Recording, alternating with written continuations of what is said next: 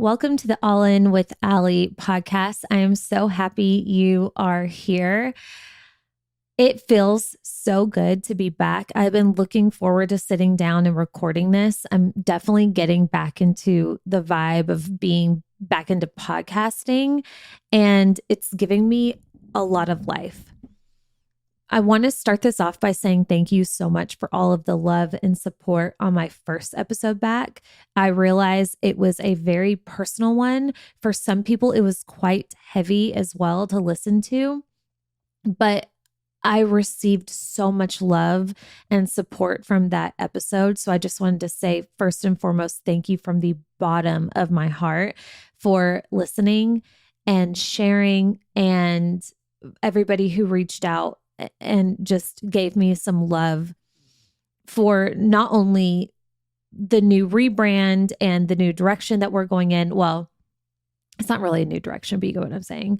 Yeah, the new rebrand and feel of more personal episodes, but also the people who reached out and gave love for what I shared about my mom and just like the vulnerability and honesty of what I shared in episode 176. So thank you. You really, really made me feel good to be back and very safe in sharing my heart here. And that means the world to me. So thank you very much. I've got a good one for you today. I have a good one for you today. Wow. This is going to be another one that's actually quite personal, but the reason why I decided to share it with you is because there's actually some business lessons in this as well. And like I said in episode 176, it's not just about business stuff, right? Like the business things, the business tips and the strategy, which if you've listened to my podcast, you know I go deep, deep, deep into.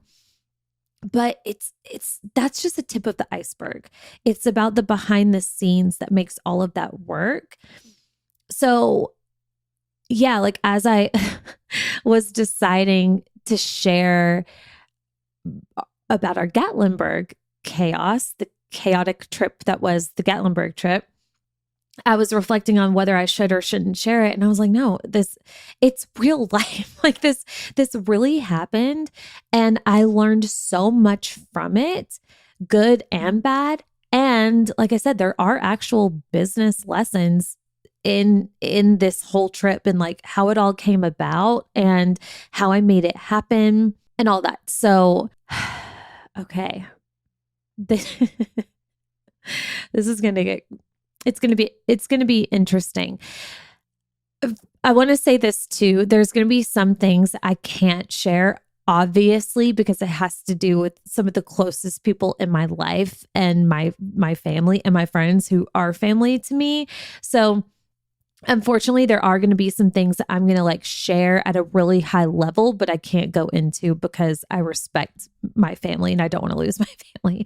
So I'm obviously not going to give names or anything like that, but I've practiced how I'm going to share this, or I've thought through how I'm going to share this, and everybody is protected. So I feel good about that.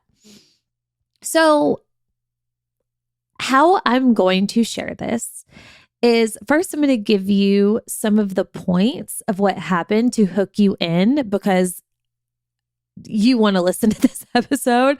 So I'm going to give you some points on like some of the crazy crap that happened in Gatlinburg during this trip. And then I'm going to tell you the full story, like how I got the idea to do the trip, how I actually made the trip happen. I'm going to tell you about the cabin. I'm going to tell you about like, all the logistic fun stuff. We'll get into like more of the story of how it actually all went down. And then we'll get into what I would do differently, what I would do again, and then the lessons that I learned through this whole experience. Okay. So let's start up at the top. So, okay. Here's just like a rundown. I was like, okay, what's the crazy crap that happened during this trip? And here's what I have for you. Okay. Number one, here are the things. We were there for 5 days, which was one of the mistakes that I made. And I'll get into like all the mistakes in order, trust me. But one of the mistakes that I made was this trip was way too long. So in 5 days, this all transpired. In addition to a lot of positive things too. There were a lot of positive things. It was a lot of beautiful moments in this trip, but we're not talking about that right now. Right now, we're going to talk about the drama. All right. Here are some of the things that took place in the 5 days that we were there. Number one, seven of my family members left the cabin early. There were 40 people total there, and 7, all family members, left earlier than intended and not for good reasons. So that's number one. I got cussed the out by a family member. This was day 3, bright and early in the morning, hadn't even had a cup of coffee, got cussed out up one side, down the other from a family member, completely unprovoked. No lie. More on that in a minute. Number 3, an ambulance was called in the middle of, I think it was night 3, and somebody had to go to the hospital, which they're fine now, but at the time, not a good time. And the 4th thing that happened is I'm low-key not speaking to 2 of my family members right now. Like, I'm pretty pissed off at a couple of family members for some things that went down. And a freaking partridge in a pear tree. Like, that was, yeah, it was that. And like, look, I know every family has their stuff, right? Like every family has a little bit of crazy. And I'm not saying that it's a competition for who has the craziest family. I'm just saying that if it was, we'd likely win. Like there are levels to this. There are levels to the crazy, and we are up there. And I'm not saying that to brag. I'm saying that, I don't know, maybe this is a cry for help. It was wild. So let's get into it. Do I have you hooked yet? Okay, good. Here's what happened. Let's talk about how initially, like, let's backtrack. Let's give some context to this situation, okay? How I got this idea in the first place. So what I actually did was I booked a really, really big cabin. I don't know what the difference between a cabin and a chalet is, but I think this is more of a chalet because just the size of it. And it was so freaking nice. So I booked this huge cabin in Gatlinburg it was initially supposed to be for all of my family. From December 28th until January 2nd. So my thought was it could be like a post Christmas, like a late Christmas and New Year's Eve situation with my family. That was like the initial goal here. And that's ultimately what happened. So how I got this idea was my mentor, Melanie Ann Layer, who I've talked about before on this podcast. She's like the queen of celebrations. That's her thing, right? She always says like celebration is a party thrown in gratitude. And like she's genius on so many levels, but one of the things that she's most genius at is the way that she celebrates and just really makes life fun in a lot of ways through everything, not just big parties, but just like her day to day. That's just her zone of genius, one of them. So one of the things that she shared before is this story about how when she made her first 50K month, she was having a conversation with her mom, and they decided like, Melanie was going to do this. She decided, I want to fly my whole family in and host them for Christmas. And her family that she was speaking of, they were in London. So she was like literally going to fly them in and host them in this like log home that I think she now owns. And she made it happen, right? And she just talked about how like this, now that she was making 50K months, this is something that she wanted to do. And I heard this story and I was like, whoa. Okay, wait, what? First of all, that sounds amazing. That's 100% something I would absolutely want to do. Number two, I didn't even know that was a thing that I could do, right? Like for a multitude of reasons. Number one, I didn't think that's something I could afford, but like I had been making 50K months for a while when I heard that story. So that kind of blew my mind a little bit. So there was that, but also like I had never heard of anybody do that before. So it wasn't even on my radar. And this is actually one of the business lessons that we're going to get into later in the episode. But like, I didn't even know that was a possibility. So as soon as I heard it, I knew instantly, I'm going to do that. Like, I want to do that for my family, not just like for them, like selfishly for me too. Like, I love my family. I miss my family. I want to get them all in a room together. We used to do that when I was a kid, actually. We would have these family reunions in Gatlinburg, and we would rent like a bunch of cabins around each other, and the family would come and we'd have a few days in Gatlinburg. And it's some of my favorite childhood memories, but we don't do that anymore. We haven't done that since I was like 13, maybe even younger. So again, I hear this story and I'm like, oh my gosh, I want to do that. Because we haven't done like a legit proper family reunion in so long. All right. So this started to get the wheels turning in my mind. And around this time that I heard this story, I'm gaining like some serious momentum in my business. Like I said, I'd already been making consistent 50K months easily. And I was starting to, get higher into 60, 70, 80, and so on. And I was really close to having my first 6-figure month. My business felt really good. It felt really solid. So it was the summer of last year, summer of 2022.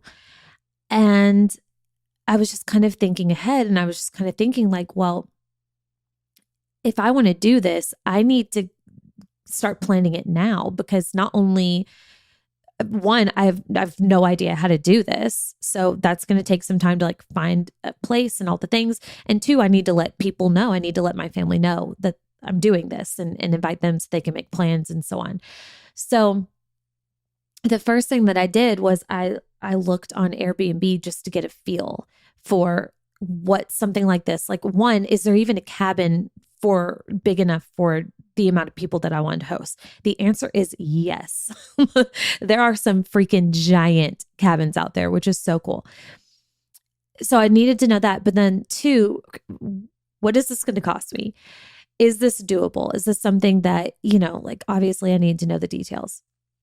So I look on Airbnb, I get a feel for that, and I see, okay, yeah, there are some options and I could totally make this work. Like really no problem at all. So then I said, okay, I need to run this by a couple people. So of course, first and foremost, I ran it by Chris. We had the conversation. I said, wouldn't this be cool? We could do this. This is the price point, but like, I really want to do this, and we'll look into getting a chef and blah, blah, blah. And he knows like why I wanted to do it. And, he hears me say every year, like, I wish we could do something with the family and whatever. And also like the holidays are kind of, I don't know, for the most part, like for a long, long time, ever since I was probably like a teenager until pretty much I met Chris, the holidays have always been kind of dark and depressing for me. So I wanted to have something that was exciting to look forward to, because I'm kind of conditioned around the holidays, even though things are different now, and I have a beautiful family and success and the things. Still, the holidays they feel heavy for me. So he understood that too. And anyway, he was like, "Yeah, this sounds really cool. If you want to do it, I'm on board." So I was like, "Yes, okay, he's on board." So then I ran it by my stepmom, because I knew that she would be a really big help just in like logistics and just helping manage the people. So I just wanted to see like, okay, does she think it's a good idea? Because if she does, then my dad will and whatever. And she immediately, like instantly was like, holy crap, that would be incredible. So now I have my green light, right? Now it's like, okay, let's go. So it's worked out really well because one of my best friends works like high up in management for a company called Cabins USA. And I don't know if they only have cabins in Tennessee or maybe, it's called Cabins USA. So it's probably more than Tennessee. But anyway, she works for Cabins USA. So then I reached out to her and I said, hey, if I need a cabin for about this many people, do you have something? And she sent me some options. So then of course, like I knew that I wanted to give the business to her versus some like random Airbnb. Okay. So by the way, the cabin, and I'll give you a breakdown. I'll give you the breakdown of the cabin now. So she sends me this link to this cabin and it blew my freaking mind. Okay. I didn't know cabins like this existed. This is not your daddy's cabin. This is not your papa's cabin. This is like next level cabin vibes. All right. So she sends me this link of this cabin. It had 15 rooms, sleeps 64 people. So it had, I think like 12 of the rooms were king with a futon, with like a pull-out queen futon. And by the way, all of the rooms had their own bathroom. It was fantastic. So there was like 12 with the king size bed and a futon. And then 3 rooms with bunk beds, like 3 or 4 sets of bunk beds. And they were all queen size bunk beds. And it's all like brand new furniture, stunning, like still the cabin vibe, but like a little modernized, really cool. So like I said, all had bathrooms. This cabin had a theater. It had a game room with like a pool table, a fridge down there, like what is arcade games for the kids. It had an indoor heated pool. It had 2 jacuzzis, one off from a room and then one on the main patio. It had a fire pit. It had a bar with a garage door that opened up to the fire pit. It had a giant kitchen, of course, like it would need a giant kitchen, obviously, to be able to take care of 64 people, upwards of 64 people. This kitchen, it had 2 refrigerators, 2 stoves, 2 coffee makers, 2 sinks, 2 dishwashers, 3 microwaves, a giant island, 2 giant like Game of Thrones style tables that sat like 35 to 40 people each. A whole open concept kitchen, dining room, living room situation that was surrounded by panoramic windows overlooking the mountain area of where we were. It was perfection. Okay. So and I'm going to link all the things in the show notes, of course. But if you are looking to do something like this, because I was sharing about this in my stories on Instagram as it was happening, and so many people are like, tell me the cabin. So I will link the actual cabin and also like definitely go through Cabins USA because they were fantastic to work with. And they have like a whole staff that's there. Like this is what they do, right? Like more than just an Airbnb. They did a phenomenal job. So I'm really, really happy with that part of it. So anyway, she sends me this link to this cabin. I'm not a yes. I am a hell yes. Let's go. I put a deposit down. Then it's time to let the people know what's going on. So I messaged so I was doing this for my dad's side of the family. So as you know, my mom passed in October and my mom and dad have been divorced since I was a little girl and both of them remarried. So both sides of the families, they've been separate since I can even remember. And I'm doing this for my dad's side of the family. And I ended up inviting my little brother and sister on my mom's side because of what we all just went through. And plus, like, they get along with my dad. And I thought that that would be really cool. So anyway, this is for my dad's side. So I reached out to like my grandparents, my uncles, and my aunts, and let them all, and my cousins, and I let them know what's going on. So over time, people were saying, yeah, we're in, people were confirming or basically denying, but saying that they couldn't come for work reasons or whatever. So anyway, it ended up being to where basically half of the rooms that I had in this cabin weren't going to be filled because of family members that couldn't come. All right. So now, and this is like months after the planning, and we're getting close to the event. We're getting into the fall of 2022. And I have all these rooms to fill. So I decide, let's invite some friends. Why not?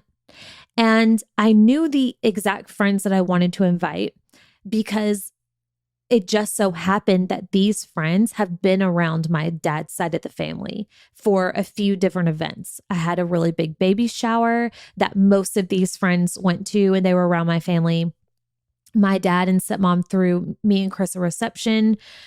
We got married in Spain, but they threw us a local reception in Nashville. And most of these friends, all of these friends actually came and interacted with my family. And then a couple of other things too. So like in my mind, this made sense. Okay. In my defense, this made sense. My family already knew these people. These people already knew my family.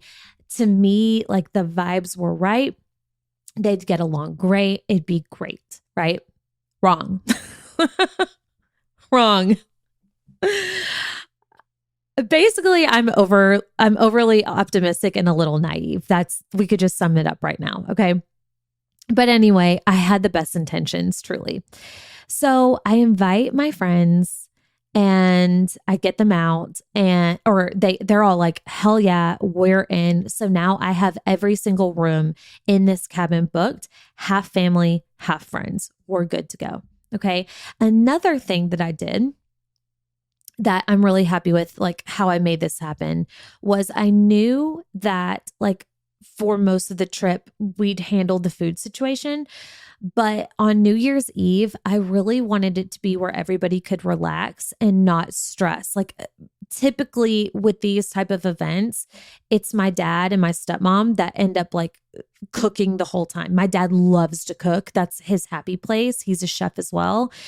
But I didn't want him to have that burden that night. I wanted everybody just to be able to relax. So I ended up finding on Instagram a chef called Chef Fusion, and she's actually local to Nashville, and she agreed to travel and come out and cook not only dinner for New Year's Eve, but brunch the next day. She was going to come back and cook us brunch because I knew that we would probably be hungover, and we were. So I hired her, and I'm going to tag her in the show notes. She was freaking phenomenal. We'll talk more about her in a second. And another thing that we ended up doing last minute, which was a game changer, was we brought in two girls that were related to one of my girlfriends who came to the trip to help babysit / just keep an eye, round up the kids. So most of my friends who came have little kids the same age as Cruz. So I think we ended up having, it was like over 10 kids in this cabin. I mean, it was just that alone was chaotic. So because there are 3 levels to this cabin, we didn't, again, same reason why I hired the chef. I didn't want us like stressing over where the kids were, especially with a pool in the building, which by the way was locked. It had like a code lock, which was nice, but still, I didn't want any room for error there. So we had 2 chicks come out and help us just keep an eye on the kids for the last 2 days that we were there, which was freaking genius. And I would do that again and again, a million times over. Okay. So let's talk about how it went. We'll start with the positive, right? Because there are many, many positives, and I don't want it to set the vibe that this was all bad, because it certainly wasn't. So there were many, many good things. Number one, I saw my grandparents for the first time in 4 years, which I was so thankful to be able to see them. And they got to meet Rhett and see Cruz again, and that made me really happy. I saw my cousin Joey for the first time and his wife Sunny in 6 years. That was really cool. I really missed them. I had a freaking blast with my dad. We had the best time. He can freaking hang. We had such a good time. My dad and my stepmom, Laura, they were such a huge help food-wise. Just like on those days that we didn't have a chef, they really stepped in to help, because I was chasing Cruz and I was up and down constantly with Rhett. So it was really nice for them. They really had our back helping with that. I had a freaking blast with my family, but like also my friends. If you saw my stories, you know, we had so much fun together. It was so good to have them there. It was so cool to see all of our babies playing together. It was the first time that like all of our kids were together, and many times for a few of us, the first time that they were together. So seeing that was really special, and getting their pictures together. The food was freaking excellent. Again, thanks to Chef Fusion. So many positive things, like friends and family separate, had a blast with both. Okay. I saw my brothers who I hadn't seen in a couple of years, depending on both. My 3 brothers on my dad's side, I missed them so much, got to see them. And then, like I said, I had my little sister and brother on my mom's side also come. So like that was the first time that we had blended like that. And that was really special to me too. So lots of positives, very thankful. Ultimately, I don't regret this at all. Okay. And that's another lesson that I'll get to, because I would have never known these things. I wouldn't have the wisdom of this had I not had done it. So we'll talk more about that in a second. But man, I learned a lot, because there was some drama. There was some serious drama. So I think like one of the biggest issues that led to the drama, which I high level already covered, was the length of time. Right? 5 days is a really long time. And in my mind, when I booked, I was like, this makes sense, because, you know, it's like right after Christmas and we can like lead up to the New Year's. And then obviously you don't want to leave January 1st, because we just partied all night on New Year's. So I wanted like a day of rest on the 1st, and then everybody go home on the 2nd. So it was just way too long of time. Also, all of the kids, like, as special as it was seeing all of our kids together, it was also a lot. Like, it was so exhausting. Even with the help, our 2 helpers that came for, they came for the 30th and then New Year's Eve, even with their support, it was still a lot, right? Because you're like, okay, where are the kids? Are they good? Constantly checking the pool room, constantly checking, making sure nobody's trying to jump off a balcony, fighting between each other, you know, somebody getting hurt. Rhett is 3 months old, you know, so like he's taking naps and I'm feeding him and I'm trying to get him back down. And I'm like, wait, can I hear him with the monitor? And then I don't have the charger for the monitor. It was, the kid situation was a lot. And it contributed to a lot of the stress for sure. Also, the dynamic, like I've kind of already alluded to, my friends and my family. I don't know. It wasn't everybody, but there was some cattiness going on, which I did not see coming, nor did I appreciate. And it really upset me. And, you know, it's just, again, it was like, I can't share more, but that created some awkwardness. And it kind of put a little bit of a damper on the mood, and kind of like it shifted things, right? It went from like light and fun to like, wait, what's going on? Is so-and-so mad? Who could, and then I feel like, anyway, I really cannot say anything else because I'm really not trying to like ruin relationships right now. But there was some cattiness and some awkwardness, which led to, again, 7 family members leaving. The cussing out situation was a total random situation. That was random. That was an outlier. Nobody saw that coming. That was a situation I thank God I have witnesses for. That's how random and unprovoked and just like, what the hell is happening? Number one, I thought I was being punked. And number two, I remember telling Chris after, I was like, I'm just thankful. Number one, that it was me. Thank God that it happened to me and not like a friend. And number two, I'm so thankful I had witnesses because it was in front of other people. And I kid you not, if it weren't for other people being in the room, I don't think anybody would have believed me that it happened the way that it did. So I was kind of thankful for that. But that happened, and that was truly, it actually broke my heart because obviously that's the last thing I wanted to happen. And it was like, what the hell is happening? So that really freaking sucked. But that is something that like I'll take responsibility all day. That was not my fault. Okay. Not my fault. The ambulance situation, that was also a random event. Not going to go into that. And then the 2 family member situation, that was due to the cussing out situation and also the dynamic with the friends and the family.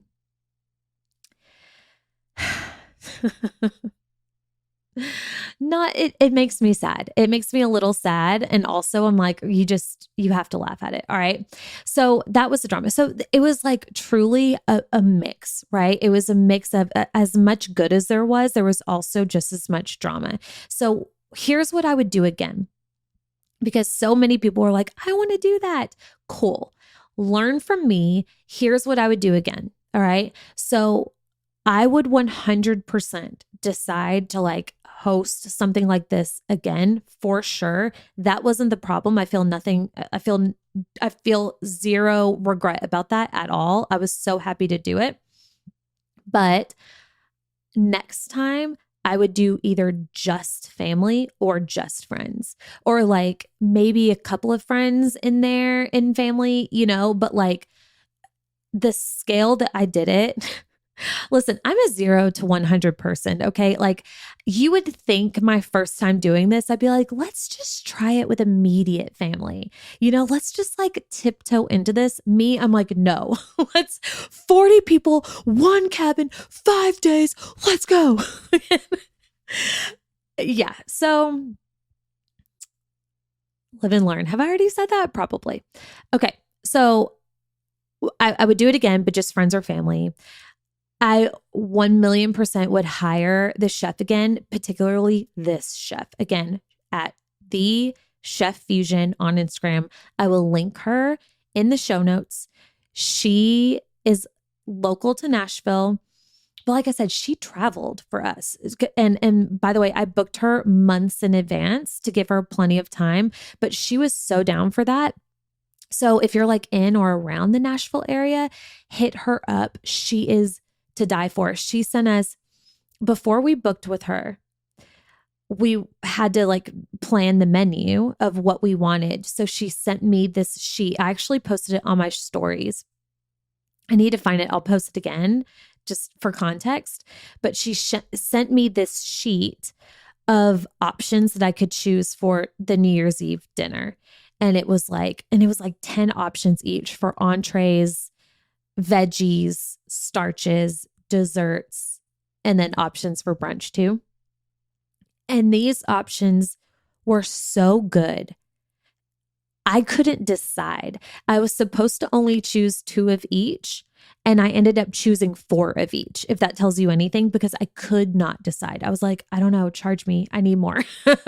So, and I have to brag on her for a minute. She, number one, cooking for that many people, freaking intense. Okay. But she was on it. She was so proactive. When she said she was going to do something, she did it. She was right on time. She said dinner would be done at 7. It was done at 7 on the dot, like ready to go, finish.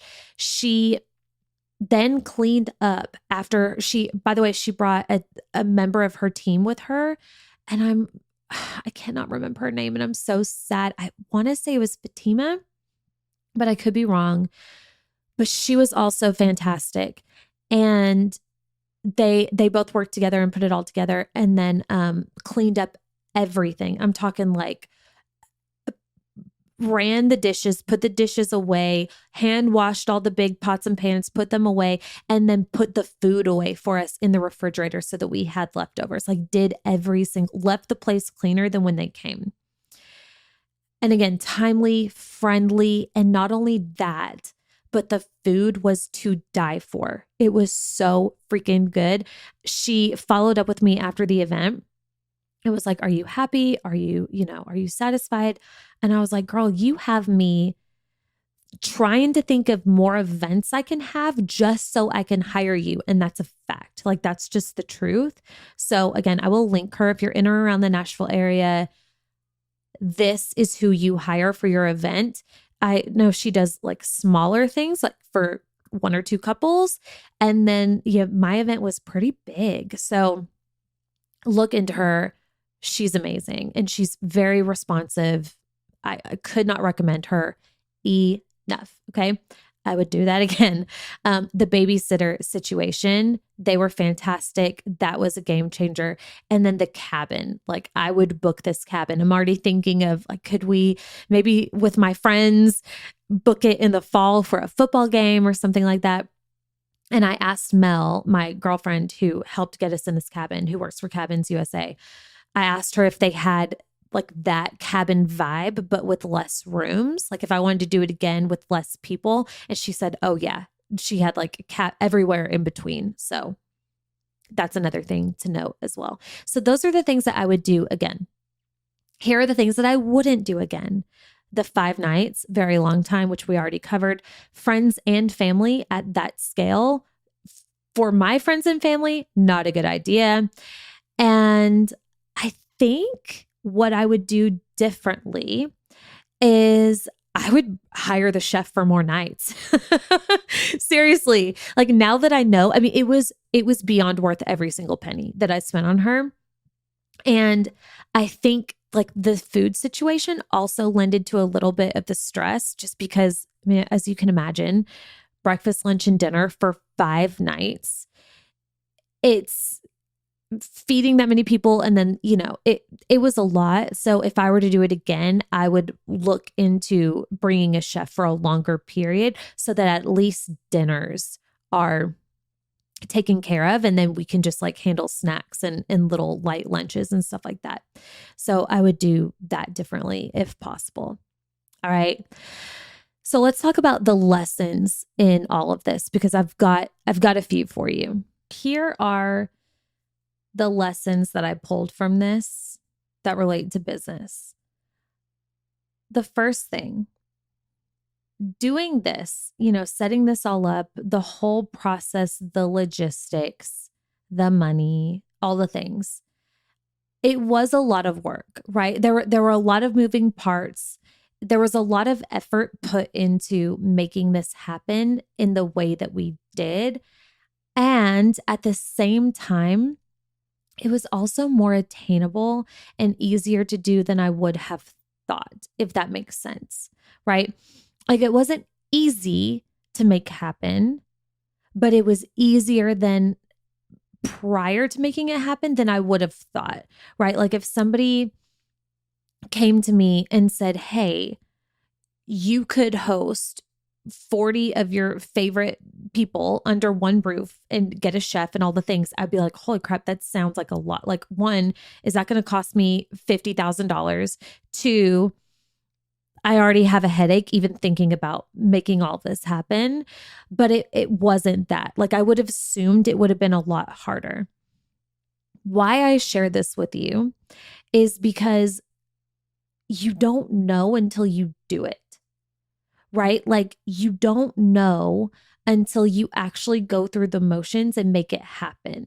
There are so many things, and this is how this relates to business, because I guarantee you there's something on your mind that you want to do, whether it's start a podcast or hire a team member or pivot in some way or leave a job or, whatever the thing is. There's something that you want to do deep down, but your mind is playing the trick on you that it's like, that's going to be too much. It's going to be too hard. So don't even try. Right? Like when I first got this idea about the cabin, I had many moments of like, yeah, but what's that going to cost? Yeah, but what if my level of revenue drops?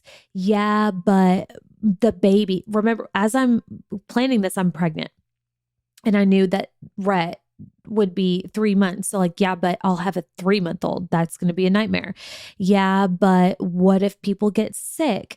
Yeah, but there were so many excuses. I had every single reason and excuse just to say, this is a silly idea. I'm not going to do it. Right. But because I said, yeah, but the idea sounds amazing, and if it works out well, it would be incredible. And genuinely, it's something that I want to do. So for that reason, I'm going to quiet down all of this noise and all of the negative what ifs in my mind, and I'm going to go for it. And because I went for it, in hindsight, I realized, wow, yeah, that was work, but it wasn't that bad. Yeah, that cost money, but it wasn't that bad in the grand scheme, right? And I'm ultimately, I'm glad that I did it.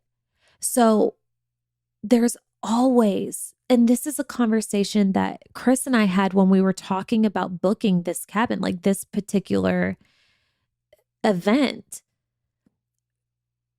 The conversation of, we will have a 3-month-old in this cabin. Is that smart? Like, is that a smart move? Are we going to regret that? Also it's going to be in winter. Is that even safe to have like a 3-month-old and And it was one of those things that we were like, but we want to do it. And if we do this next year, who's to say, God forbid, I just lost my mom and I wasn't expecting that, So like life is going to happen. You can't control everything, right? So like, yeah, there are reasons not to do it this year, but who's to say what the reasons we'll have next year not to do it? There's always going to be reasons to not do something. So you have to have the wherewithal to balance both the pros and the cons, and also really be able to pay attention to that initial feeling when you get the idea. Okay.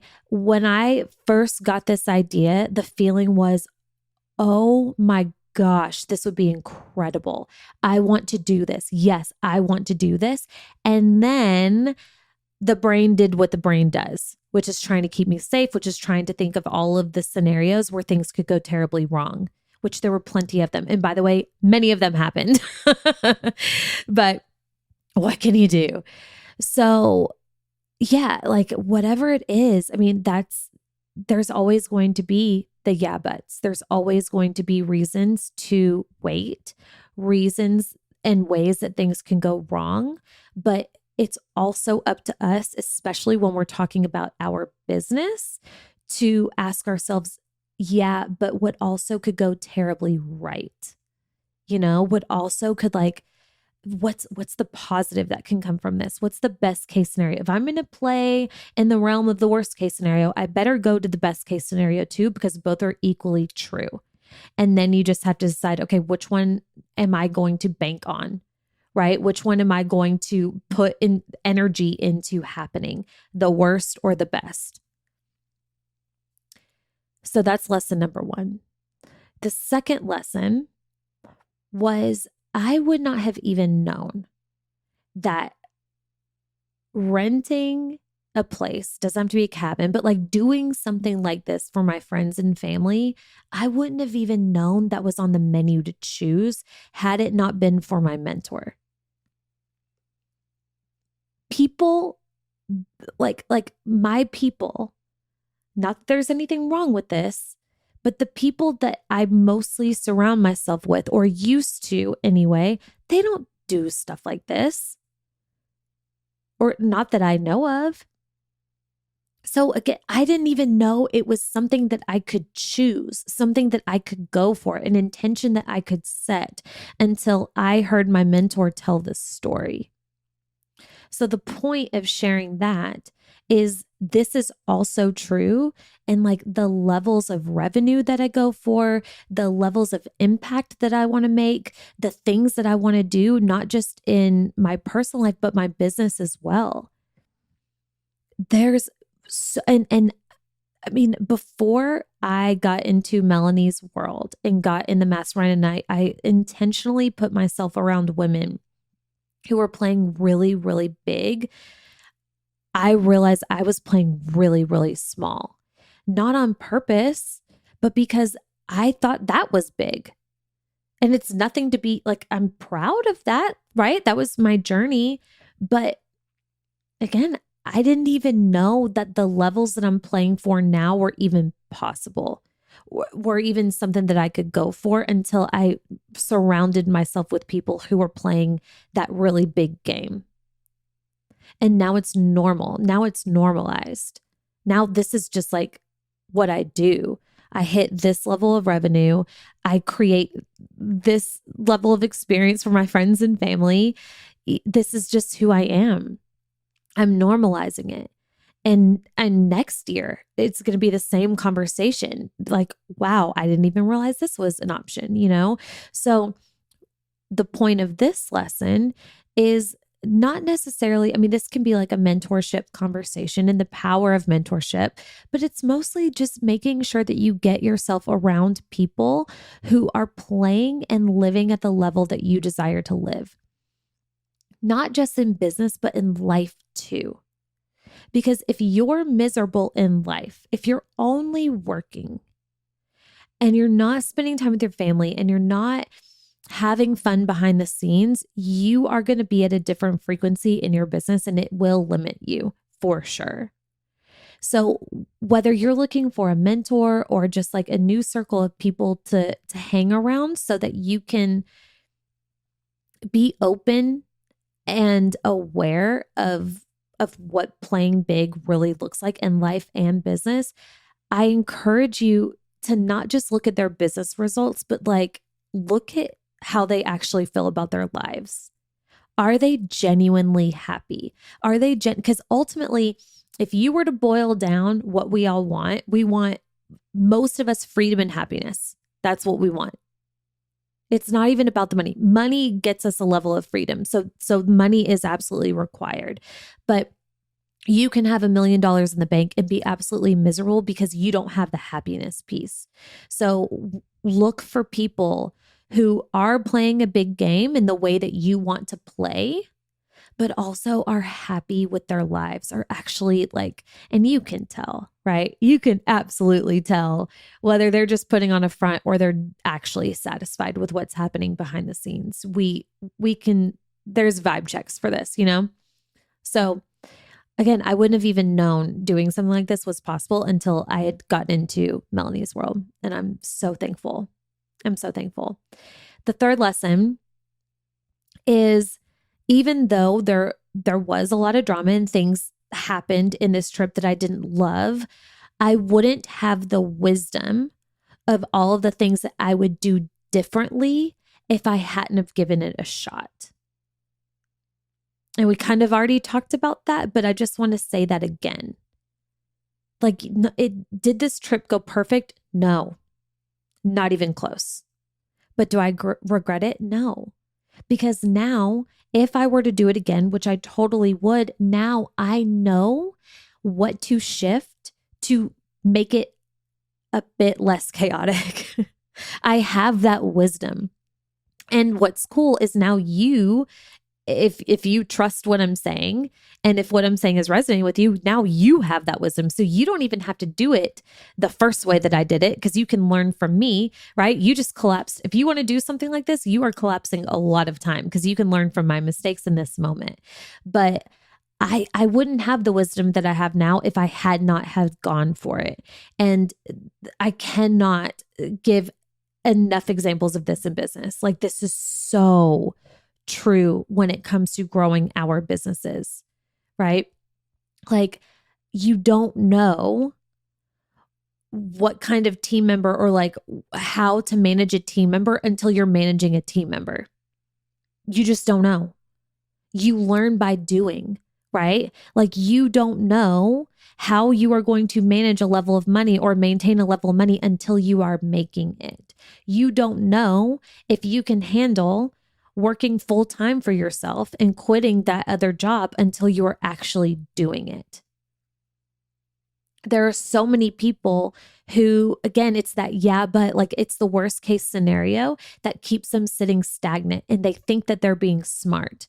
They think that that's a strategy. Well, if I don't do anything, I'm avoiding all of the bad things that could happen. And you're also avoiding all of the good things too. Both are true. I was having a conversation with one of my best friends at the cabin, and she has these incredible ideas for a business. And she's like, I kind of give her a hard time sometimes because I'm like, when are you going to do them? Like, when are you actually going to move and take action on this? And she got a little upset, and she was like, I just don't want to fail. I don't want to be embarrassed. Like, what if da da da da da da? And I was like, but what you're doing right now is the failure. The fact that you have these brilliant ideas, you have all of this potential, you have these divine downloads from God, Him herself, and you're doing nothing with them because of fear. The failure isn't that what you do might not work out perfectly. The failure is that you're not moving right now. That is the failure.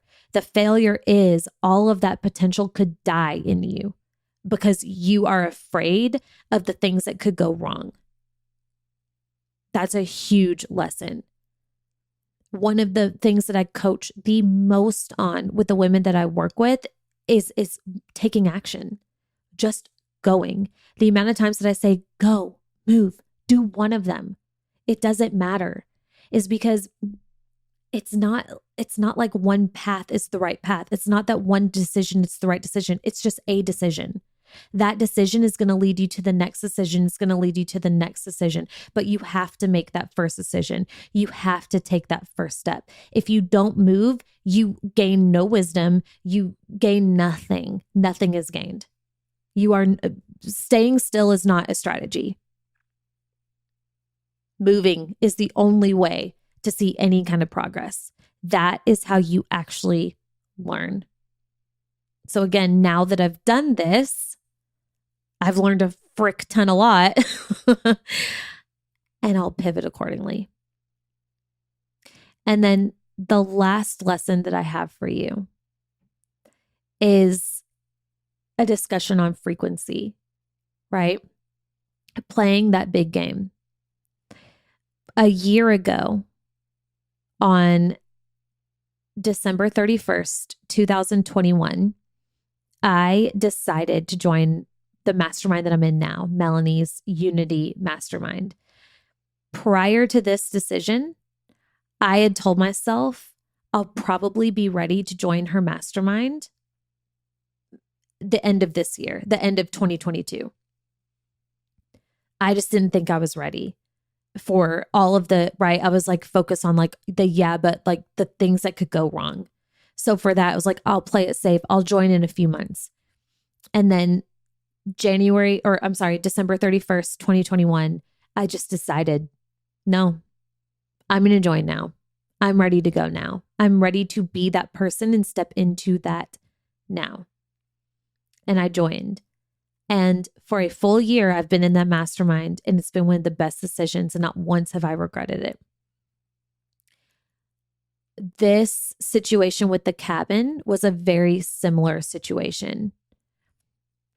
I had plenty of reasons to be like, I should wait until I'm doing this, or again, until the baby's ready or bigger, or until whatever, or shoot, not do it at all. because of, again, what all could go wrong. But I decided to do it anyway. And because of that, I am the type of woman who does this type of thing. I pull this shit off. I joined high-level masterminds with millionaire business owners. I put myself in the room before I was ready, and I made it happen. I paid more money each month for a mastermind, 5 times more than I've ever paid in my life, and that's normal to me. And because of that, I make a certain level to cover everything else that I need. That's just like who I am now. And now I'm the type of woman who does this for her friends and family. That changes a person. Like there's a vibe to that. There's a frequency to that. And there's so many, this isn't a lesson on, and I'm not saying this to push you to make decisions that you're not ready for.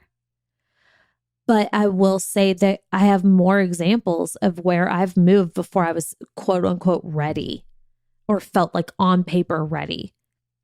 But because I moved, I made myself ready. Because I moved, it wasn't the like being qualified that made it to where I was moved. Okay. How can I say this? It wasn't the qualifiers that made it to where I could move. It was the move that made me qualified. It was the decision that made me, because I moved in that moment and I decided, no, I'm going to do this now. I was qualified just like that.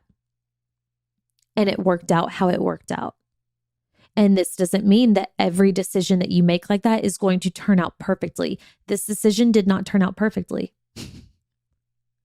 But it turned out and it happened. And I have zero regrets. And again, it's very, very parallel in business too.